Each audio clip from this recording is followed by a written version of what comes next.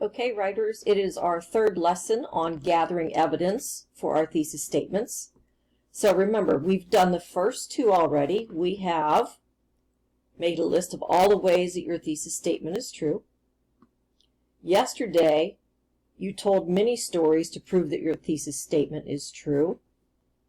And today, we're going to learn how to take a poll to see if other people agree with your thesis statement. So the lesson for today is right here. Writers, take a poll to see if other people agree with their thesis statement. Let's talk about taking a poll and how that works. Writers can take a poll to prove their thesis is true. So the third strategy that writers use is to prove their thesis is true is to take a poll. A poll is a question that you ask people. They will either agree with your statement or disagree. Now you have to be fair in how you ask your questions to the people that you're going to ask them to. So let's look at how you take a poll properly, the right way to do it. All right, so writing good poll questions. There are three things to really keep in mind. Number one, ask a question that is closed. That means people should only give a one-word answer. You shouldn't ask a question like, so what do you think about airline safety? Because then they could talk for an hour and you don't know how to record that. You could change that into, do you think airlines are safe? Yes or no. Now it's a closed question. They only have two choices. So don't ask what we call open-ended questions. Ask closed questions that limit the people to two, maybe three or four choices. That way you're narrowing it down and not having to write and dictate everything everybody's saying to you. It's either yes or no, true or false, red or blue, chocolate chip or cookie dough, baseball or hockey. So you can see where if you limit people's choices, that's a good poll question. The second thing that you need to do to write a good poll question is do not ask for two different answers in the same question. You can't ask, which one do you like better? Do you like baseball better than hockey, or do you like hockey better than football? It's like, oh my goodness, now they don't know how to answer that. So make sure you're not asking for two different answers to the same question. Keep it to one question with one choice of answers. If you build a question that's too detailed, your pollsters might get confused and will not understand the question and maybe not give you the answer that you're looking for. The third thing you have to do is keep your questions neutral. Do not try to persuade people to answer the way you want them to answer. So if your thesis statement is, my mom is the best mom in the world, you don't want to ask the question, my mom is awesome. Do you think my mom's awesome too? Because now you're expecting your audience to say, yes, I guess so. So be careful how you word your questions, because you can lead people into saying what you want them to say. We should have longer recess. Don't you think we should have longer recess? Now they're like, yes, I guess I'm going to agree with you. If you want to ask a question about recess, you ask a question. Is there enough recess time for fourth grade students? Yes or no? Keep it neutral. Don't put your opinion in there. Now, I'm going to show you how I wrote some poll questions for my thesis statement. So follow along. What you're going to need is another piece of paper out of your writing notebook. At the top of the paper, you're going to label this one, taking a poll. And I just put some question marks there. Now, I'm hiding all these because I don't want you to see the answers too soon, because I did my polls today while you guys were working. And I have my results, which I will record in a few minutes. So let's take a look at taking a poll. Here's what you do. You take your three reasons why your thesis statement is true. Mine is teachers aren't the only ones to help children learn, because children learn important things from their family. Children learn important things from technology and media, and children learn important things from activities outside of school. Those three those three reasons are going to be turned into a poll question. So reason number one I had was children learn important things from their family. take that reason, reason number 1, turn it into a question that is neutral.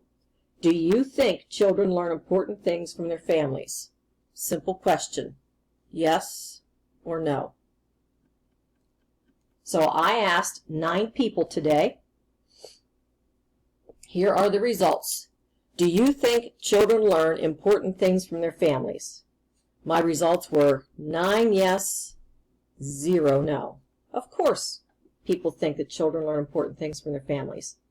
I knew that was going to happen, but it gives me good evidence to prove my thesis is true.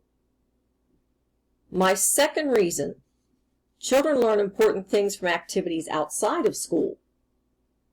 So then I turn it into a question. Here's my poll question. Do you think children learn important things from activities outside of school? So again, I asked 9 people. This time only 8 people answered me. I was doing some text messages and things like that, and only 8 people answered this one, and all 8 of them said yes, children learn important things from outside of school. My last reason why teachers aren't the only ones who help children to learn is because children learn important things from technology and media. So I turned that into a question. Now think about it. What would the question be? Here's the reason. Children learn important things from technology and media. Turn that into a question. Do you think children learn important things from technology and media? Yes or no? Surprising results this time. I got 8 answers again. Not 9, I got 8 answers again. 5 people said yes. 3 people said no. Because they said kids spend too much time gaming and doing silly things on the computer, not really learning. So, that's their opinion. I know you're going to disagree with that when you hear this. And I disagree with it too, because I believe children can learn from technology and media. But I still have evidence in my favor, don't I? I still have 5 out of 8 people that say children learn important things from technology and media. So that still works for me. It still proves my point. It's not 100% of the people said yes. It was 5 out of 8 people said yes. I'm not going to mention that 3 out of 8 people said no.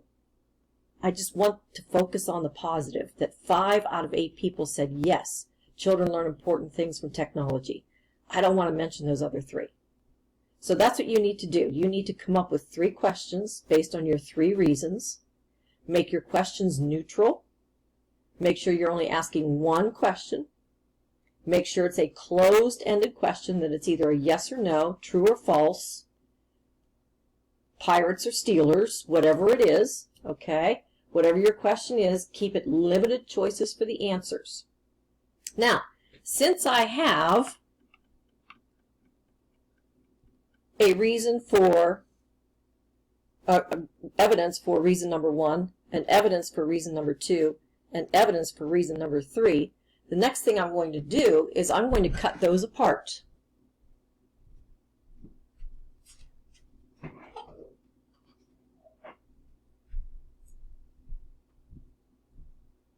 So I've got my scissors, because this one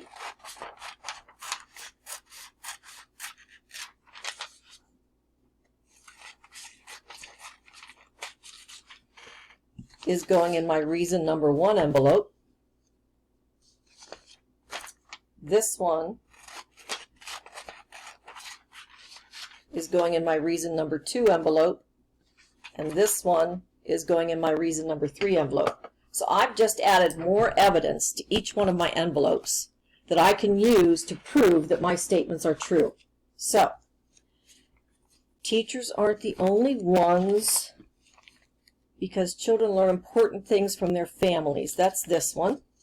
That's going in this envelope, because it's proving my point that children learn important things from their families. Because now I can say, when I surveyed 9 people, 9 of them said yes. So I had 100% of the people agreeing with me that children learn important things from their families. In the envelope that goes. Guess what else is still in there? What else is still in there? My making lists paper is still in there. Now I just added a second piece of evidence. children learn important things from activities outside of school? I can say 8 out of 8 people agree that children can learn important things from activities outside of school. That goes in that envelope. And children learn important things from technology and media. I have 5 out of 8 people agreeing with me on this one, saying yes, children learn from technology. I can say 5 out of 8 because that's still good. And again, I'm not going to mention the other 3. So, your task today is to write 3 poll questions. 1 for each of your reasons, 1 for each of your envelopes. Write a poll question. Now, it might take you a couple days, but here's the good news. Since this is the last day before you get your Easter break, I know you're not going to be seeing people over Easter, right? You're not supposed to. But I'm sure grandparents will be calling you, maybe doing some Zoom calls, some FaceTime, Skype, things like that.